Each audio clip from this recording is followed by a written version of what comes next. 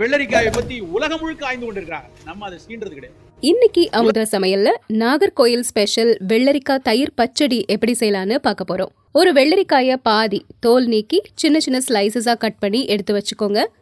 நறுக்கின வெள்ளரிக்காய அடுப்புல வச்சு கொஞ்சம் கறிவேப்பிலை, 1/2 கப் தண்ணி, உப்பு போட்டு மூடி வேக விடுங்க. அப்புறம் மிக்ஸி ஜார்ல 1/2 மூடி ஃப்ரெஷ்ஷான தேங்காய் துருவல், 3 பச்சை மிளகாய், 1/2 டீஸ்பூன் ஜீரகம், கறிவேப்பிலை, தண்ணி சேர்த்து நல்ல மிருதுவா அரைச்சிக்கோங்க. அதோட 1/4 டீஸ்பூன் கடுகு சேர்த்து மறுபடியும் அரைச்சு இந்த மாதிரி எடுத்துக்கோங்க. வேக வச்ச வெள்ளரிக்காய் வெந்து தண்ணிலாம் வத்தி வந்திருக்குது. இப்போ நாம அரைச்சு வச்ச தேங்காய் மசாலாவை சேர்த்து நல்லா கலந்து கெட்டியான உடனே அடுப்பை ஆஃப் பண்ணிடுங்க. 5 நிமிஷம் கழிச்சு கெட்டியான தயிர் 2 டேபிள் ஸ்பூன் சேர்த்து கலந்துக்கோங்க. வெள்ளரிக்காவும் மசாலாவும் கெட்டியா இருந்தாதான் தயிர் சேர்க்கும் போது சரியான பக்குவத்துல வரும்.